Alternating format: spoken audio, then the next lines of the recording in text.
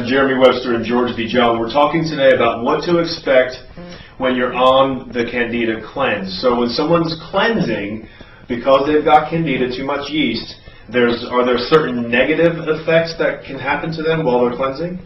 Yeah, there's a potential. Rather than just talk about how Candida cleansing is going to make you feel great and cure all your problems, which it could. It could really be the problem that's causing you to be fatigued. It could cause you to have a white coated tongue and all these other nasty things that we don't like. So for some people, Candida cleanse just makes them feel great. But for other people, it can really do a lot of damage to your nervous system and really screw you up. These are the people that have mercury toxicity. Now, for these people, it's very, very likely that the only reason that they have Candida problems is because they have mercury poisoning.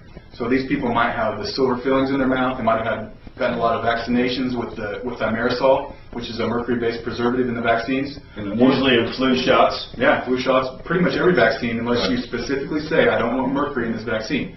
And then there's other ways we can get exposed to mercury as well. The big fish, really big, yeah, the swordfish and the shark. Right. Yeah, so there's a lot of ways we can get exposed to these things. Coal burning plants put out a lot of mercury. So there's a lot of ways. If you get exposed to mercury and have a high level of mercury, mercury acts just like an antibiotic. Not just like, but sort of like an antibiotic in your body, in that it will kill certain bacteria, but it won't really kill yeast.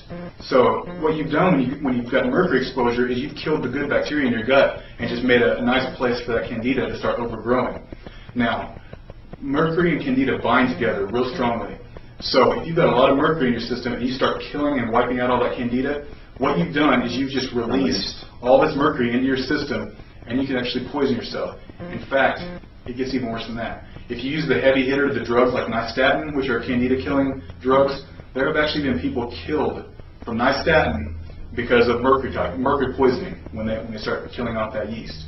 You know, it's kind of funny you say this, because if I'm a person now on the outside watching this, I'm thinking, okay, all these negative effects that can happen, I might as well just go to my doctor instead of doing a Candida cleanse and get some medication to knock this out. And what you're saying is the medication can be more dangerous than just doing a Candida cleanse. The medication just can enhance or accelerate the process, and if it's a mercury problem, as the underlying problem, the nystatin, the drugs, just throw that mercury in there twice as fast. If you do it slowly, your body can usually handle it and get rid of it slowly, or at least maybe not die from it. But yeah, the drugs can be just too much too quick. Really, I think the best way to handle this problem, if it's a mercury issue, get rid of the mercury, and the Candida will just go away once the mercury's all gone. How does someone know if they've got the mercury issue or not? Yeah, the best way is just to test for mercury. Go to a practitioner, a functional medicine practitioner, either a chiropractor, an MD that does functional nutritional medicine, or a naturopath, and we can test we can test in the stool, the urine, the hair. We can test the toxic metal levels. Okay.